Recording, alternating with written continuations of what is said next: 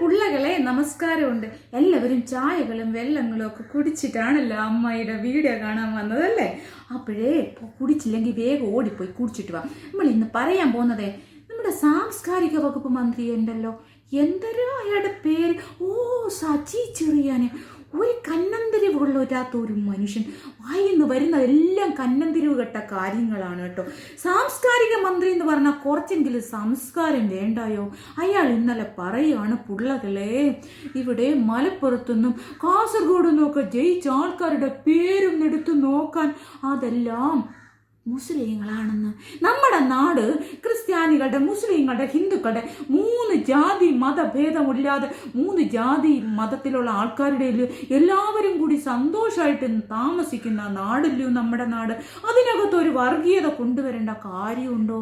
ഇത് കണക്കുള്ള വർഗീയ വേഷം ചീറ്റി നമ്മുടെ നാട്ടിനെ ഭിന്നിപ്പിക്കാൻ നോക്കുന്ന ഇവരെയൊക്കെ പിന്നെ എന്തു അമ്മായി വിളിക്കുന്ന വെറൂളകളെന്നല്ലേ നമുക്ക് വിളിക്കാൻ പറ്റൂ? അല്ലേ എൻ്റെ പുള്ളകളെ? ഇതൊരുമാതിരി മറ്റെടുത്ത വൃത്തികെട്ട വർത്താനമല്ലയോ? നമ്മൾ ഇതുവരെ വിചാരിച്ചിരിക്കുന്നത് ഇത്രയും സംസാരിക്കാൻ അറിയാത്തത് നമ്മുടെ വിദ്യാഭ്യാസ വകുപ്പ് മന്ത്രി ഉണ്ടല്ലോ, ശിവൻകുട്ടി അണ്ണനാണെന്ന്. പക്ഷെ അല്ല, ശിവൻകുട്ടി അണ്ണൻ കുറച്ചും കൂടി ഭേദമാണ്. ശിവൻകുട്ടി അണ്ണൻ പറയുന്നത് വിദ്യാഭ്യാസം വിദ്യാഭ്യാസം എന്നൊക്കെ പറയുന്നത് നമ്മൾ കേട്ട് ചിരിക്കുമെങ്കിലും കുറച്ചും കൂടി മാന്യതയുണ്ടെന്നാണ് എനിക്ക് തോന്നുന്നത്. ഇത്രയും സംസ്കാരമില്ലാത്ത ഒരു സാംസ്കാരിക വകുപ്പ് മന്ത്രി വേറെ എവിടെയെങ്കിലും കാണുമോ?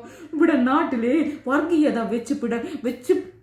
നമുക്ക് പൊറുപ്പിക്കാൻ പറ്റുന്ന കാര്യമല്ല കേട്ടോ. വർഗീയത കൊണ്ടുവന്നിട്ട് എനിക്ക് തോന്നുന്നു വെള്ളാപ്പള്ളി സാറിനെയും സുകുമാരൻ നായർ സാറിനെയൊക്കെ കൂടെ കൂട്ടി കുറച്ച് സീറ്റ് പിടിച്ച് BJP-കാരെയും കൂടി കൂടെ കൂട്ടാമല്ലോ. അവർ പിന്നെ നമ്മളെ ഹിന്ദു രാജ്യം എന്ന് പറയുന്ന നടക്കുവാണല്ലോ. ഹിന്ദു മാത്രം മതി, ഇവിടെ ഹിന്ദു രാഷ്ട്രമാക്കണം എന്നൊക്കെ പറഞ്ഞിട്ടാണല്ലോ അവർ നടക്കുന്നത്. എൻ്റെ പൊന്നെ, എന്നാലും ഇത്തരത്തിലുള്ള കന്നന്തിരി ഒരു മന്ത്രി പറയാൻ പാടുണ്ടോ? ഭരണഘടന ലംഘനമല്ലയോ? നമ്മൾ ഭരണഘടനയുടെ പ്രതിജ്ഞയൊക്കെ ചെയ്തിട്ടല്ലേ ഒരു മന്ത്രിയായത്. അത് തീർച്ചയായിട്ടും നമ്മൾ ആലോചിക്കേണ്ട കാര്യമല്ലയോ? എന്തോ ഒരു വിവരവും ഇല്ല ഇവർക്കൊന്നും. അതോ വിവരമില്ലായ്മയാണോ, അതോ വിവരം കൂടിയതിൻ്റെ പ്രശ്നമാണോ ഇവർക്കൊക്കെ? അല്ല അമ്മായിക്ക് അറിയാൻ ചോദിച്ചതാ. അല്ല എന്തോ ഈ കാണിക്കണതെല്ലാം.